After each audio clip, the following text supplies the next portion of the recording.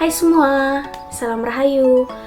Perkenalkan, saya Bella Puspafitria, mahasiswa Prodi Kepercayaan Terhadap Tuhan Yang Maha Esa, Fakultas Bahasa dan Budaya, Universitas 17 Agustus 1945. Di sini, saya akan menampilkan sebuah video mengenai bangunan peninggalan bersejarah yang ada tepat di kota Semarang, yang mana bangunan ini adalah Lawang Sewu. Jadi, bagaimana sejarahnya dan apa saja yang melatar belakangi terbentuknya Lawang Sewu? Mari kita simak videonya.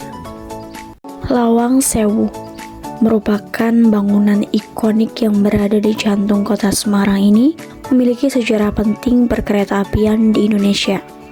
Didesain dengan megah pada era kolonial Belanda, ternyata bangunan ini menyimpan berbagai keunikan pada arsitekturnya. Atmosfer kota Semarang era kolonial masih kental terlihat.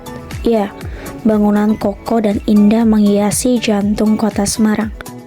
Inilah bangunan 1000 pintu, Lawang Sewu. Nama Lawang Sewu dalam bahasa Jawa diartikan sebagai 1000 pintu.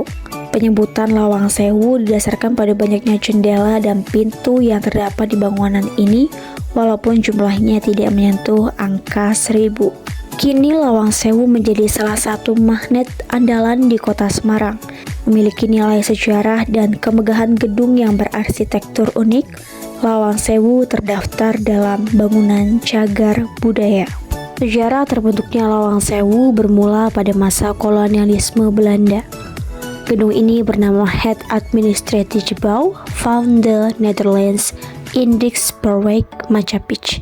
Pada tahun 1864, ketika Belanda melakukan pembangunan jalur kereta api di Indonesia, Belanda mulai merancang jalur kereta api Semarang, Solo, Yogyakarta, dan Gedung Jati, Ambarawa. Bangunan ini dirancang oleh Profesor Jacob F. Klinkemer dan B.J. Quendek, arsitek dari Amsterdam, dengan ciri dominan berupa elemen lengkung dan sederhana. Karakteristik bangunan Lawang Sewu ialah terdapat dinding kaca patri berukuran tinggi lebih dari 2 meter. Kaca yang terbagi menjadi 4 panel besar ini mencerminkan cerita eksploitasi besar-besaran hasil alam Nusantara. Detailnya seperti ini. Di panel tengah-tengah berjajar Dewi Fortuna, yaitu si Dewi Keberuntungan yang berbaju merah. Roda bersayap, lambang kereta api, dan Dewi Sri adalah Dewi Kemakmuran suku Jawa. Panel di atasnya adalah tumbuhan dan hewan yang mengabarkan Nusantara sebagai negeri kaya akan hasil bumi, serta simbol kota dagangan Batavia, Surabaya, dan Semarang. Kini, Lawang Sewu dikelola PT Kereta Api Indonesia dan difungsikan sebagai museum yang menyajikan beragam koleksi dari masa ke masa perkeretaapian di Indonesia. Koleksi yang dipamerkan antara lain koleksi Alkmaar, mesin Edmondson, mesin hitung, mesin TIK, replika lokomotif uap, surat berharga, dan lain-lain. Lawang Sewu menyajikan proses pemugaran gedung Lawang Sewu yang terdiri dari foto, video, dan material restorasi.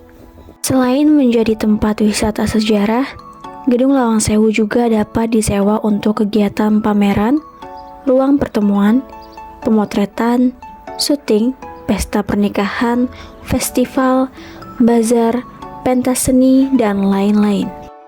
Lawang Sewu menjadi saksi bisu sejarah dan kehidupan lintas waktu, perkembangan budaya, serta perubahan zaman.